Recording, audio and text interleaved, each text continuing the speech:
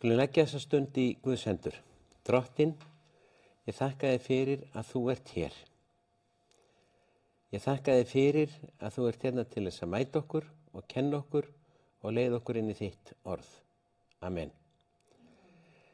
Hérna, þetta efni, gamla og nýja sáttmálin, er efni sem að ég geti sjálfur talað um í nokkra daga, sko. En ég ætla að stikla á stóru og íti hérna að taka. Nú er ég að læra á PowerPoint, sko. Og þá er fyrsta spurningin sem vaknar, hvað er sáttmáli? Og hvað er gamli sáttmálin, stundum kallað testamenti, og hvað er nýji sáttmálin, eða nýja testamenti? Og hver er munurinn á þessum tveimur sáttmálum? Testamenti, við skiptum á Biblíunni í gamla og nýja testamentið, en í raun er þetta bara 66 bækur. Menn hafa ákveðið að kalla bækurnar sem voru skrifaðar áður en Jesús kom, gamla testamenti, þó að það sé ekki testamenti bækurnar sem slíkar, sko. Og bækurnar sem eru til frá því að Jesú fór að starfa, kalla með nýja testamenti. En það sem að er hið raunverulega gamla testamenti er sáttmáli sem Guð gerði við Ísraelsmenn fyrir milligöngu Móse, og svo nýja testamenti er sáttmáli sem að Jesú kom á. En hvað er sáttmáli? Í sáttmálum á þessum tíma var það iðulega annar aðili sem kom sáttmálunum á eða skrifaðan eða lagðan fyrir og einhver annar gekkst undir það. Það var samt ekki alveg algilt. Sáttmálarnir gátu geymt loforð, fyrirheit og líka afleiðingar eða veru brotnir, og þá gat sá sem hafði skuldbindis í sáttmálunum, hann gat verið laus undan skuldbindingum sínum ef að hinn braut sáttmálan, og á þessum svæði þar sem Biblían var til, gamla testamentið, þar voru gríðarlega miklir, gríðarlega öflug menningarsamfélög með lögum, sáttmálum, samningum og höfðu verið í dálítinn tíma. Og þá tökum við næsta, og það er, hvað er blóðsáttmáli? Því að það er það sem við erum að tala mest um núna. Blóðsáttmáli gerðu þannig að menn láta blóð blanda saman. Skera kannski hérna einhvers staðar á hendina, ekki á púl, sko, heldur bara þannig að komi blóð, og gera það kannski 2 einstaklingar og svo leggja þær hendurnar saman og blóði blandast. Með einhverjum hætti gera þeir það þegar þeir gera blóðsáttmála, að blóð þeirra tveggja blandast. Eftir það lítar á að sama blóður renni hjá þeim báðum og þeir séu blóðskyldir, og þetta skiptir miklu máli vegna þess að á þessum tíma þá var ekki lögregla, og það var ekki öflugt ríki sem hélt upp í lögum og reglu, heldur eru einstaklingarnir að gera þetta sjálfir. Og þá var talað hefndarétt, og það er eitt sem er mjög mikilvægt þegar við lesum Biblíuna, þetta orð kemur fyrir, að sjá ekki fyrir okkur hefndina eins og við skynjum hana þegar þetta orð heyrist. Hefndin er í aðalatriðum jákvæður hlutur á þessum tíma. Ef hefnd Guðs til dæmis er ekki fólgin í því að ná sér niður á þeim sem gerði á hlut okkar, heldur að gefa okkur tilbaka og helst tvöfalt það sem af okkur hefur verið tekið. Hefnd tengist réttlæti í þeim skilningi að rétta hlut þess sem hefur orðið fyrir einhverju.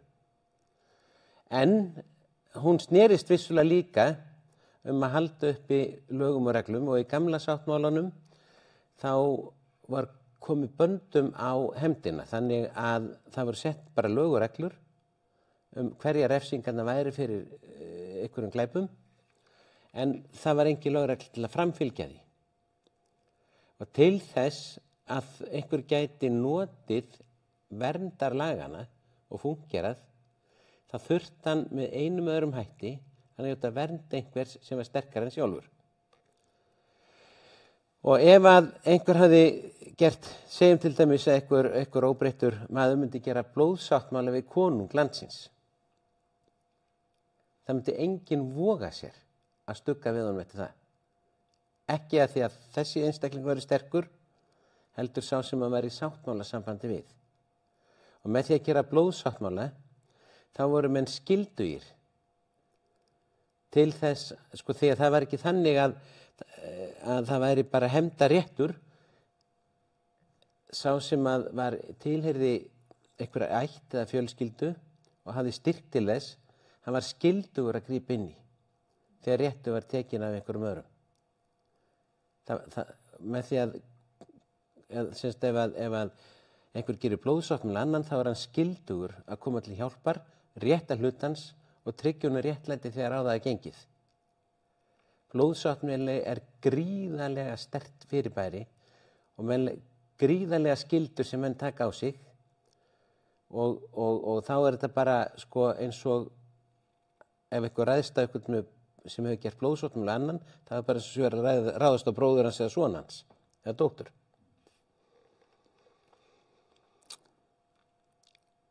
Og af hverju gera með blóðsáttmála? Jú, það er mjög augljóst. Höfðingjar og konungar gera þetta til þess að eiga einhverja sem fylgja þeim að málum, en þeir sem gera svoleiðis sáttmála við konunga, þeir eru undir vernd þeirra og hlíf og enginn þorir að stugga við þeim.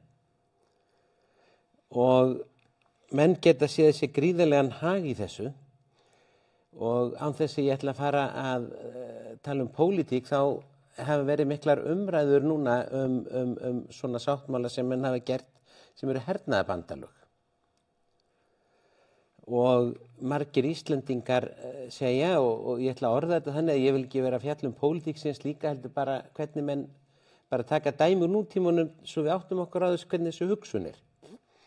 Að Íslendingar telja sig örugga fyrir því að það veri ekki ráðast inn í landið, að þeir eru í hernaðarbandalagi og af því að þeir eru með varnarsamningu stærsta herveldi í heimi. Það er stríð núna í Úkraínu það er talið að hluta ástæðinu fyrir því að það stríð hófst hafi verið að sterk þjóð vildi ekki að Úkraínumenn væru komnir í sáttmálasamband við stærstu herveldi heims og eiga landamæri að hinu ríkinu. Og þó að ég telja að sá ótti hafi verið á misskilningi byggður, þá lýsir þetta hvernig menn hugsa. Annars vegar að vera í sáttmálasambandi við eitthvað sem að getur verndað, komið til hjálpar og tryggt mann, og hins vegar ótti einhvers annars við einhver fari undir slíkan sáttmála og verði of sterkur. Ekki persónulega, heldur vegna sáttmálans. Og ef að ég var hérna með barnabarninu mínu áðan sem að vera 3 ára í sumar og ég fór og var að hugsa svona lesturinn og þá datt mér í hug þessi líking ef að hann væri einn innan krakka sem væru kannski 10 og 12 ára, það myndi þeir ekkert vera hræddir við að hjóla í hann, tæplega 3 ára dreng. Ef hann væri með mér og hélt í höndin, þá myndi þeir ekki voga sér að gera það. Vegna þess að þetta skiptir máli í hvaða samband eigum við einhvern annan sem kemur okkur til hjálpar og veitir okkur vernd og veitir okkur líf. Og blóðsáttmáli er það nánasta, sterkasta og mesta sem til og leggur mestar skyldur á þann sem gerir sáttmálan.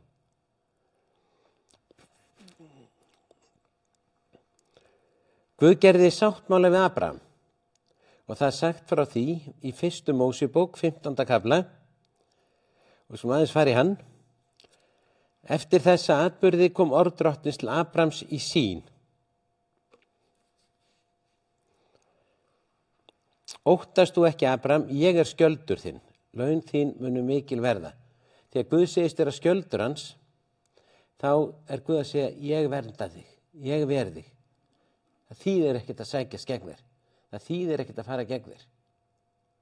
Þannig að ég ætla að gera sáttmála við þig núna, þar sem þú fer undir mína vernd. Og Abraham trúði Guði og það var honum réttlætis reiknað og síðan spyr Abraham, hvað hefði til marks þetta allt saman. Og þá segir Guð honum að taka hana dýr og færa fórnir, hluta í sundur og þar land blóð dýra og það var svona táknu það að vera að gera blóðsáttmála við drottinn. Og það þýðir það að hann fer algjörlega undir hans vernd. Hann er hluti af hans fjölskyldu, hans ríki og hans vernd. Og síðan segir, sólin gekk til viðar og myrkur skall á, kom þá reykur sem úr ofni og eldslaugar leið fram á milli fórnastekkjanna. Það var engill drottins að fara til þess að taka þátt í að gera sáttmála við Abraham sem fórnaði blóði og engill drottins fór hann fórnastekkin.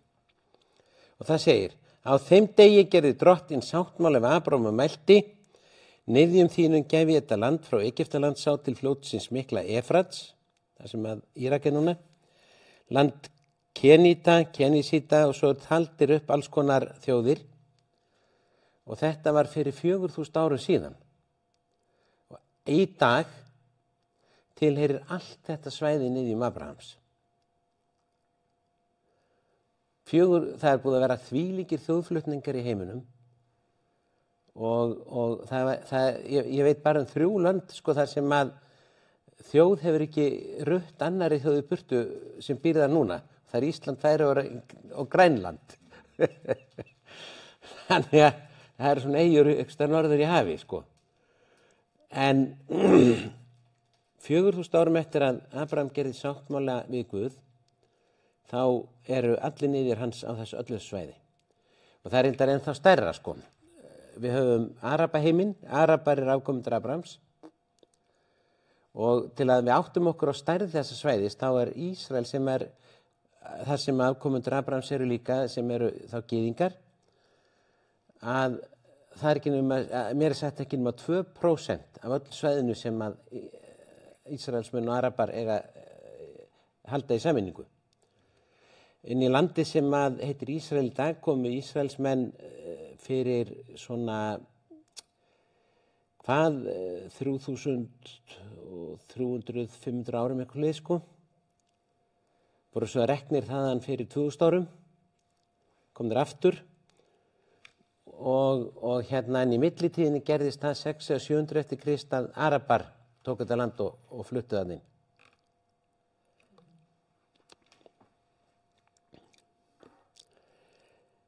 Þýðing blóðsáttmála, það er rosalega mikið þetta í biblíunni og þegar ég var búin að tína til fullt af versum, þá hugsaði hvað er ég að gera? Ég ætla ekki bara að fara í þau sem ég var búin að finna til, það færi bara allir tíminn í það. En ég tek þarna úr sálmi, ég held sálmur 115. Ísrael treystu drottni, hann er hjálp þeirra og skjöldur, þetta er út af sáttmálasambandinu. Aron sagt treystu drottni, hann er hjálp þeirra og skjöldur. Þér sem óttist drottin, treysti drottni, hann er hjálp þeirra og skjöldur. Og mér langar að lesa úr sálmi 91, þar sem þetta kemur mjög skýrt fram. Ég reyndar með eldri þýðingu, það skiptir engu máli. Og lesa henni úr sálmi 91.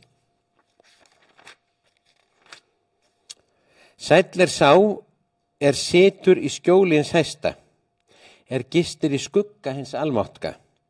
Sá segir drottin, hæli mitt og háborg. Borgir voru gjarnan byggðar á hæðum með múrum til þess að vera óvinnandi. Og þannig er Guð háborgin. Guð minn er ég trú á, hann frelsar þúsnöru fuglarans frá drepsótt glötunarinnar, hann skýlir þeim í fjöðrum sínum undir vængjum hans máttu hælis leita. Trúfesti hans er skjöldur og verja. Eigi þarft að óttast ógnir næturinnar eða örina sem flýgur daga. Drepsóttin er geisarum í dimmun eða síkin er geisarum hádegið. Þó 1000 falli þér við hlið og 10.000 þér til hægri handar, þá nærði það ekki til þín. Þú horfir aðeins á með augunum, sér hversu óguðlegum er endurgoldið. Þitt hæli er drottin, þú hefur gjört þinn hæsta athvarfi þínu. Engin ógæfa hendir þig, engin pláa nálgast hjald þitt. Því þín vegna býður hann út englum sínum til að gæta þín og öllum vegum þínum. Þeir munu bera þig á höndum sér til þú steytir ekki fót þinn við steini. Þú skal stíga hún á höggorm og nöðrur, tróða fótum, ljón og dreka. En þegar hann leggur ást á mig mun ég frelsa hann, ég bjarga honum af því hann þekki nafn mitt. Ákallar mig mun ég bænheyra hann, ég hjá honum í neyðinni og frelsa hann og gjör hann vegsamlegan, mettan fjölda lífdaga og læta hann sér hjálpræði mitt. Svo gamli sáttmálinn sem við tölum hann var gerður á fjalli á Sínaískaga sem núna tilheyrir Egyptalandi og kallað Sínaífjallið á Hóreb og dýrð Guðs komið í fjallið þegar þetta gerðist. Ísraelsmenn voru farnir út úr Egyptalandi þar sem þeir höfðu verið í þrældómi, voru að þvælast hann eyðimörkin og koma að þessu fjalli og þar hafði Guð birst Móse einhverjum árum áður. Fjallið nötraði því dýrðin var svo mikil. Það var reykur og á þessu fjalli var gefið það sem kallast lögmáli sem geymdi upplýsingar hvernig tjaldbúðin og möstur ætti að vera þegar Guð væri tilbeðinn, geymdi upplýsingar lög fyrir Ísrael og meðal annars boðorðin 10 sem drottinn ritaði á steintöflur.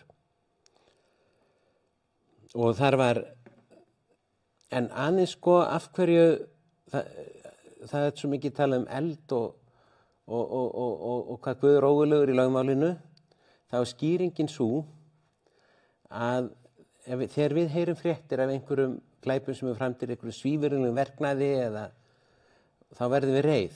Okkur langar stundum bara þegar það að ganga frá þessum mönnum eða konum og alveg brjáliður óréttlætinu eða svívirðulegum gerðum einhvers. Guð heilagur og þolir ekki synd. Þannig að getur tekið þínar tilfinningar og sagt að í hlutfalli hvað Guð hatar syndina, þá okkar svona tilfinningar eins og eitt sandkorn á heilli sjávarströnd. En við höfum lært það þegar að okkur misboðið, vonandi, stundum gleymum maður því, að telja það upp á 10, segja ekki neitt og taka kannski á málunum seinna að skynsemi. Guð gerði akkúrat þetta. Hann frestaði því að eyða syndin í heiminum, þó hann þola hann ekki. Og þannig í þessu samhengi hann sagður eyðandi eldur því hann mun brenna upp allt sem rangt. Hann mun eyða því. Hann frestaði til að gefa öllum tækifæri til að eignast lífið í sér og umflýja þetta. Þannig hann þurfti að telja eitthvað meira en upp á 10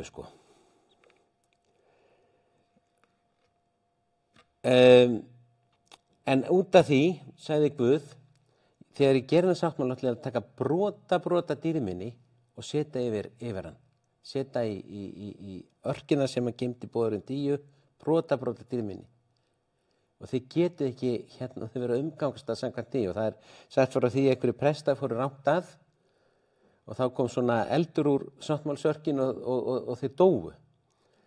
Og þetta fyrirmyndin að því þegar að í myndinni með Indiana Jones reytið svo þegar Lost Ark þegar að Indiana sagði við þið megi ekki horfa á örkina þegar þetta gerðist. Og endurinn var sá að hún var sett inn á innsta staðinn í musterinu og það var gríðarlega þykkt tjald sem var kallað fortjald sem huldi hana. Og enginn fór þar inn nema æðsti presturinn einu sinni á ári. En til þess að fara þangað inn þá þurfti hann að færa fórnir fyrir eigin syndir. Svo var hann með eldpönnu og reykelsi til þess að var alltaf reykur milli sín og arkarinnar. Og þar fór hann með blóð dýrs sem hann hafði fórnað fyrir syndir Ísraels allt árið og undan. Þetta var svo ógurlegt var þetta. Og svo mikill ótti var yfir þessu.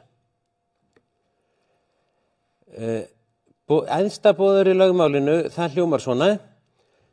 Það í 5. Mósebók 7. kafla. Heyr Ísrael, drottinn Guð vor, drottinn einn. Þú skalt elska drottinn Guð þinn af öllu hjarta þínu, allri sálu þinni og öllu mætti þínu. Og það var svo mikil áhersla lögð á þetta boðorðin kærleikann að það var sagt að þau orð skyldu vera hugföst í Ísraelsmönnum og það var brýnaði fyrir börnum þeirra, bæði þegar þeir eru heiman og faraldsfæti, þegar þú leggst til svefns og þegar þú ferð á hætur. Þetta kallað sjemma. Því að sjemma hebreist orð sem þýtt sem heyr, en þýðir að heyra, framkvæma og ganga út á. Og svo segir þú skalt binda þau sem tákn á hönd þína og hafa þessi merki milli augnanna. Þeir geti séð þetta sömum strangtrúðum gyðingum. Og þú skalt skrifa þau á dyrastæfi hús þíns og borgarhlið þín. Jesús var spurður hvað veri æðsta boðorðið í lögmálinu af fræðimanni. Og Jesús sagði þetta boðorð: elska Guð öllu hjarta, sál, mætt og hugan. Og hann sagði skylt þessu er að elska náungan eins og sjálfan sig. Og fræðimaðurinn sagði rétt er það meistari að einn er Guð og enginn er Guð annar en hann og elskan öllu hjarta, öllum skilningu, öllum mættu og náungan sjálfan sig það er öllum brennifórnum og slátufórnum meira. Og Jesús sagði við hann, þú ert ekki fjarri Guðs ríkinu. En í nýja sáttmálinu þá var kærleiksboðorðinu breytt. Við komum að því á eftir. Friðþægingadagurinn mikli er merkilegur dagur. Það er dagurinn þegar að æðsti presturinn fór inn í hið allra helgasta að sáttmálsörkinni einu sinni á ári og þá var tekinn hafur og hann lagði hönd yfir hafurinn og talaði syndir Ísraels fyrir liðið ári yfir hann og svo var farið með hann til eyðimörkina. Það táknaði það þegar Jesús fór til heljar og bar burt syndir okkar. En svo er orðað. Og svo var hinn tekinn og slátrað og farið með blóðið að sáttmálsörkinni sem táknum blóðsáttmála milli Ísraelsmanna og Guðs. Þetta er kallað Jom Kippur hátíðin, ég veit ekki hvort það verið talað Jom Kippur stríðið, en 1973 réðust Egyptar á Ísraelsmenn á þessum degi, að þeir vissu þá er þið minnstum varnir því að hann var svo heilagur. Sáttmálinn á Sínai var gerður til bráðabirgða. Ég get ekki farið mjög náið út í en bæði í Gamla testamentinu í ritum sem voru skrifuð áður en það var til og ritum sem voru skrifuð á spámunum eftir að sáttmálinn á Sínai var til fjalla öllum það að hann er til bráðabirgða og það er nýr sáttmáli í vændum. Að Guð myndi gera blóðsáttmála við mennina þar sem blóð manna og Guðs skyldi renna saman. Við erum þá hluti af fjölskyldans og undir blessun himinsins. Og þegar Guð gerði sáttmála við Abraham, þá sagði hann að sáttmálinn að þú munt verða til þess að ég geri sáttmála við allar þjóðir. Eitt af því sem einkennir nýja sáttmálan er að við berum ábyrgð á okkar eigin gerðum.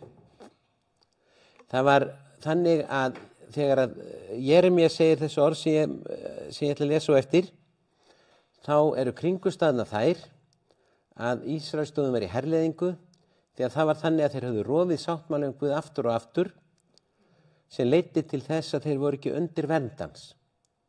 Og þeir höfðu verið herleiddir til Babylons og svipuðum stað og Írak í dag af þjóð sem hétu Babyloniumenn.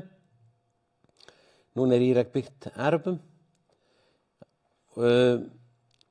og þá voru ákvæði sáttmálanum að ef fólk geng hlítunum þá kemur blessun til þeirra og niðja þeirra. Ef þeir óhlýðnuðust þá er þið svipti vendinni sem geti bitnað þeim og börnunum þeirra. En Jeremía kemur með alveg nýja vinkil og segir setningu sem mér finnst mjög fyndin. Veit ekki af hverju, á þeim dögum verður ekki lengur sagt: feðurnir áttu súr vínber og tennur barna þeir eru sljóvar. Nei, sér hver mun degi vegna eigin sektar, hver sem veitur súr vínber fær sljóvar tennur. En Jeremía er að boða þarna að hver og einn verður ábyrgur gagnvart Guði, ekki foreldrarnir, ekki börnin. Þú sem einstaklingur ert ábyrgur gagnvart Guði. Og þannig mun þetta verða í framtíðinni.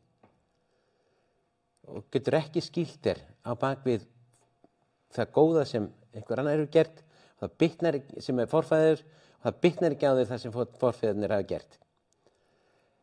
Þú getur gagnvart Guði byrjað nýja tíma, nýtt líf.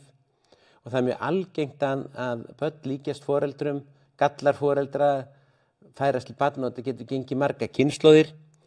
En í nýja sáttmálanum höfum við möguleika á að byrja alla hluti upp á nýtt. Og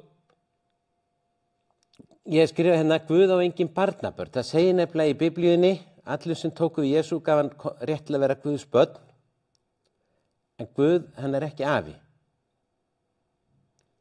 Annarkvort það er okkar ábyrgð að taka á móti gjöfum Guðs og verða hans börn, eða ekki, hvað foreldrar okkar hafa gert breytir engu. Annað sem enginn í nýja sáttmálan er fyrirgefningin. Það segir í Jeremía 31 mitt undir þessari herleiðingu, 500 árum áður Jesús fæddist, að þá boðar Jeremía hvernig þessi nýja sáttmáli verða innihaldi. Hann segir, þeir dagar koma, segir drottinn, þegar ég gerir nýjan sáttmála við Ísraelsmenn og Júdamenn. Hann verður ekki eins og sáttmáli sem ég gerði við feður þeirra þegar ég tók í hönd þeirra og leiddi þó út af Egyptalandi. Þeir röfuðu þann sáttmála við mig þótt ég veri herra þeirra, segir drottinn. Þannig er sáttmálinn sem ég mun gera við Ísraelsmenn þegar þessir dagar eru liðnir, segir drottinn. Ég legg lögmál mitt þeim í brjóst og það gerist þeir við endurfæðumst. Og rita það á hjörtu þeirra í staðinn fyrir steintöflur. Ég verð Guð þeirra og þeir verða líður minn. Enginn mun framar þurfa að kenna landa sinn og bróður sig að þekki drottinn. Þannig við eigum persónulegt samfélag við hann. Allir munu þekkja mig bæði stóru og smáir, segir drottinn. Ég mun fyrirgefa þeim sekt þeirra og minnast ekki framar synda þeirra. Sáttmálinn, þessi nýji sem ég er með að tala byggist á fyrirgefningu og það verður engu haldið gegn okkur. Sama hvað við höfum gert. Og ég segja 53, betur hvernig fyrir þessu, svona. Þar er frásögn það sem gerðist þegar að var réttað yfir Jesú og hann deyddur. Við getum ekki farið í þetta allt saman, en ég ætla að taka nokkur vers. Það segir hann var hvorki fagurinn glæsilegur, það var búið að berja hann og það lag blóðið af honum, það komið þyrnikor á höfuðið og hann var ekki búinn að sofa heila nótt. Þess vegna leit hann illa út. Það er bara verið að fjalla þennan dag þegar hann var réttað yfir honum, dæmdur og svo krossfestur. Og svo segir í 4. versi, en vorar þjáningar voru það sem hann bar og vor harmkvæðli er hann á sig lagað. Það er hafurinn sem syndin var töluð yfir.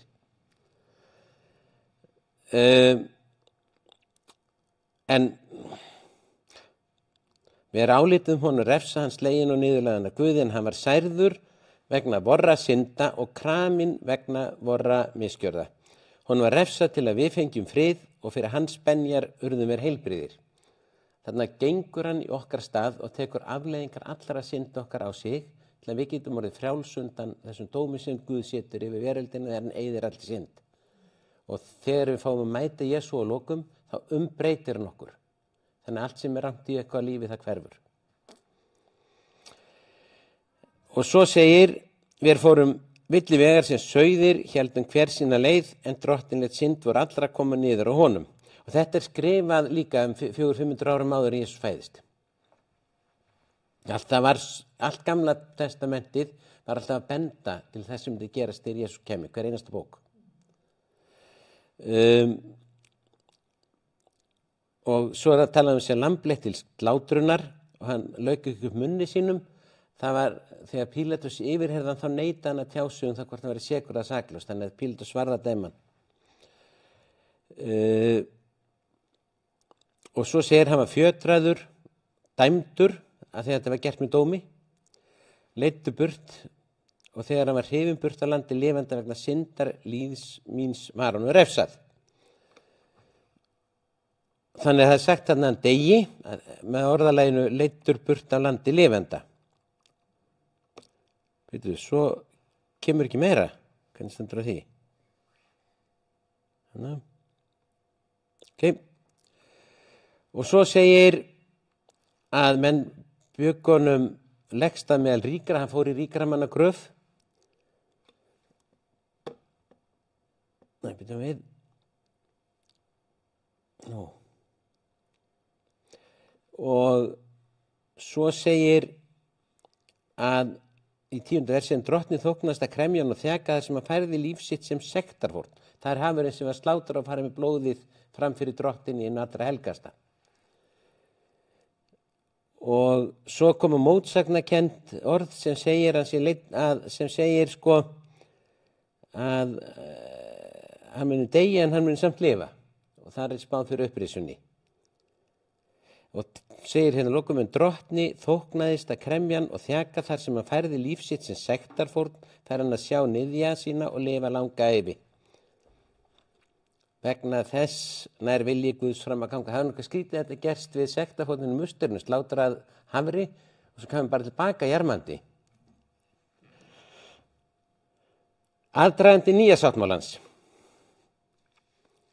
Þegar að það er sagt frá því að þegar stundin var komið gekk Jesú til borðs og postulunni með honum.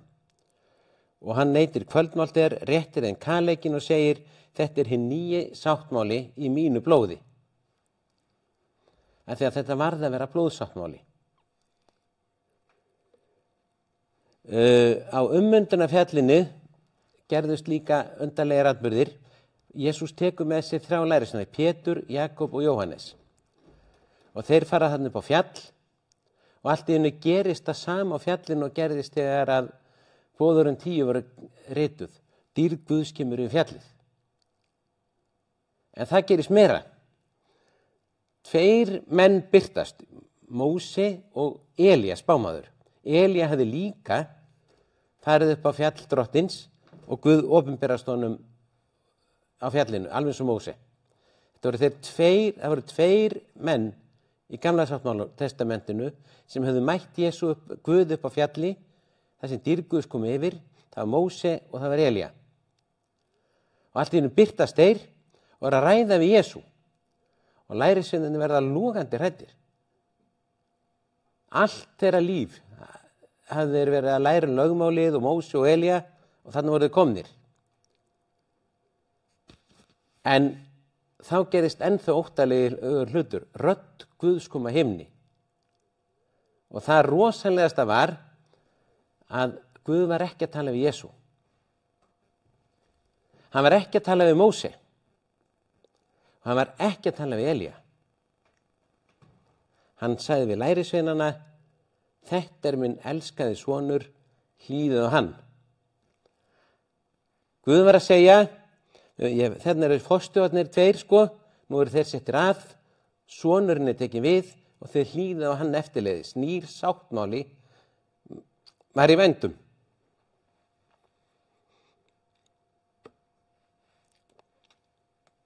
Og Jóhannes segir, sem var nú þarna á fjallinu, að gnæði Jesú höfum fengið náð og nóðu ofan, lögmál var gefið fyrir Móse, en náðinn og sannleikurinn kom í Jesú Kristi.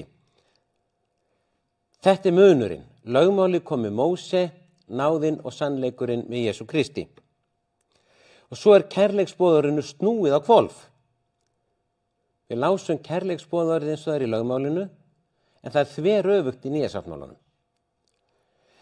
Í 1. Jóhannesarbréfi 4. kafla segir, í því birtist kærleikur Guðs til okkar að Guð sent einkason sinn í heiminn til að hann skildi veita okkur nýtt líf. Lögmáli sagði að þú fer eftir því þá lifuru. En Jesús var ekkert að hugsa það líf. Hann kom til að gefa okkur nýtt líf. Og svo segir Jóhannes, þetta er kærleikurinn. Sjáðu hvernig hann tekur stort upp í sig. Hann segir þetta er kærleikurinn. Þetta er það sem hann er í raun og veru. Ekki að við elskuðum Guð. Og þarna strikar hann út æðsta boðorðið í lögmálinu. Hann heldur að Guð elskaði okkur og sendi son sinn til að vera friðþæging fyrir syndir okkar. Nýji sáttmálinn snýst kærleika Guðs til okkar. Og Jesús sagði því svo elskaði Guð heiminn að hann gaf einkason sinn til að hver sem á hann trúir glætist ekki eldra eilíft líf. Guð sendi ekki sonin í heiminn til að dæma heiminn, heldur til að frelsa hann. Og svo fellur fortjaldið. Jesú er á krossinum, það komið hádegi, myrkur verður allt land til nóns og sólin missir birtuna, Fortjald musterisins rifnaði sundur í miðju. Leiðin að Guði öllum opin núna. Ekki fyrir æðstaprestin einu svona ári í einhverju skelfingar panik, heldur leiðin öllum opin. Og þegar það gerðist þá kallaði Jesú Herri röddu, Faðir, í þínar hendur féll í anda minn, og hann hafði þetta mælt gaf hann upp andan. Og Hebreabréfið útskýrir þetta svona: en Kristur kominn sem æðstiprestur þeirra gæða sem komin eru. Hann gekk í gegnum hina stærri og fullkomnari tjaldbúð sem ekki með höndum gerð, þar að segja ekki þessari sköpun. Ekki fór hann með blóð hafra og kálfa, heldur sitt eigið blóðin í heilaga, þar að segja fram fyrir Guð, í eitt skipti fyrir öll, og aflaði eilífrar lausnar. Æðstipresturinn gat gert þetta fyrir 1 ár í einu, en Jesú aflaði eilífrar lausnar. Blóð og síðan segir, svo skulum fara næsta.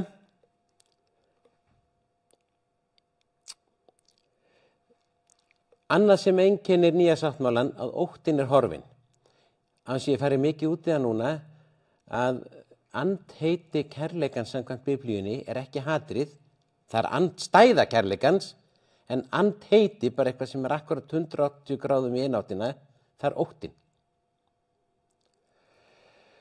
Og í Jóhannesbréfi segir ég með þetta úr eldri þýðinguna, því að hinn aðeins óskýrar þetta atriði, en þetta samsvarar því sem þið sjáðu í textum til dæmis ensku Biblíu þýðingana. Við þekkjum kærleikann sem Guð hefur á oss og trúum á hann. Guð kærleikur, og sá sem stöðugur í kærleikunum stöðugur í Guði, og Guð stöðugur í honum. Með því að kærleikurinn orðið fullkominn hjá oss, að við höfum djörfung á degi dómsins. Og það út af því að þegar dómur Guðs kemur yfir veröldina, og við höfum tekið á móti Jesú Krist sem frelsar okkar, þá hugsun okkar ekki hvort að við höfum staðið okkur nógu vel, hvort við höfum aldrei klikkað. Hugsunin Guð elskar mig eins og ég skilyrðislaust og að fyrra bragði, og það ekkert óttast. Ég trúi að Guð elski mig. Þess vegna óttast ég ekki dóm hans. Og svo þannig fullkomnast kærleikurinn í okkur þegar við trúum því að Guð elski mig. Með því að kærleikurinn er fullkomi hjá oss, að við höfum djörfung á degi dómsins, því að við erum í þessum heimi eins og hann Ótti ekki elskunni. Ef þú trúir því að Guð elski þig skilyrðislaust, þá ekki ótti í þér. Fullkomin elska rekur úr dóttan, og það búið að segja hvað fullkomin elskar, þarf að trúa því að Guð taki mig eins og ég Og því óttin felur í sér hegningu, og ef við búumst við að Guð hegna okkur, þá ekki búin að taka við kærleikans. En við getum gert það því að þetta kærleikur Guðs en ekki okkar. Það búið að snúa kærleiksbróðinu við í nýja sáttmálanum. Við elskum að því að hann elskaði oss að fyrra bragði. Og í Hebreabréfinu áfram klíkt á þessu vegna þess að Jesús úthelti blóði sínu, megum við nú systkin með djörfung gangi inn heilaga. Æðstipresturinn fór þar inn einu svona ári, sem var þá bara svona eins og eftirlíking af því að vera í samfélagi Guð. Og hann fór með pönnu sem hann getur sett reykils á, svo það veri nú örugglega nógu reykur svo að hann veri minni hættu. Það allir snúið við núna. Ég og þú getum í djörfung komið fram fyrir Guð, og það ekkert óttast. Fortjaldið farið.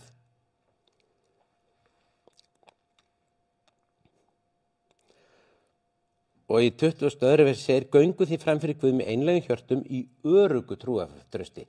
Það getur svo orðið öryggi. Ótti andheiti kærleikans, en við gerum þetta með öryggi. Með hjörtum sem hreinsuð hafa verið og lausum meðvitund synd. Orðið synd fær síðan nýja merkingu í nýja sáttmálanum. Synd hefur með margar mismunandi merkingar í Biblíunni. Yfir það bara hitt ekki, skjóta af boga eða spjóti og hitt ekki. Syndin þýðir að missa einhver, missa marks. Svo hefur hún verið notuð yfir lögmálsbrot og margt fleira sem ég ætla ekki að fara út í. En Jesús skilgreinir syndin upp á nýtt og segir, en ég segi ykkur sannleikann, það er til góðs að ég fari burt, því ef ég fer ekki, kemur hjálparinn ekki til ykkar. En ef ég fer, sendi hann til ykkar. Og þegar hann kemur, þar sé heilagur andi, mun hann sanna heiminum hvað er synd, réttlæti og dómur. Syndin er að þeir trúðu ekki af mig. Því að Biblían segir að hver sem á hann trúir glatast ekki heldur eða eilíft líf. Syndin er að missa af Kristi. Syndin er að hafa ekki gefið honum líf sitt og missað eilífa lífinu sem hann gaf blóð sitt til þess að veita okkur. Og það var í Jesú Kristi sem raunverulegur blóðsáttmáli var gerður milli manns og Guðs, því að hann var bæði Guð og maður, og þegar blóð hans rann, þá mættist blóð Guðs og manns. Og við tilheyrum hans blóði og verum undir hans blóði, og á vissan hátt er það blóðið í okkar æðum. Og verum í sáttmála sambandi við hann, og Biblían segir við erum börn Guðs og bræður Jesú. Og syndin er það sem aðskilur okkur frá Guði. Og eina syndin í dag er að vera aðskilin frá Kristi. Og eina leiðin til að rjúfa þennan aðskilnað það er mjög auðvelt að rjúfa hana. Við endum á að fjalla það, að það er að hleypa Jesú inn í hjarta okkar. Og dyrnar að hjarta okkar er ekki með neitt hún fyrir utan og ekkert skráagat. Húnin er fyrir innan. Fyrir utan stendur Jesú og knýr á, eins og hann segir í Opinberabókinni. En hann segir, ef ykkur líkur upp dyrunum, þá kem ég inn til hans og neyti kvöldverða með honum og hann með mér. Þannig að eina sem Guð breytni bæni burtu. Við þurfum bara að segja, Guð, ég tek við þessu hjálpræði sem Jesús vann, ég trúi því hann lifi í dag og hann er hér eftir drottinn í mínu lífi. Það fer hann inn í líf okkar og þá eignumst við þetta eilífa líf og þá erum við í sáttmála sambandi við Guð að eilífu. Amen.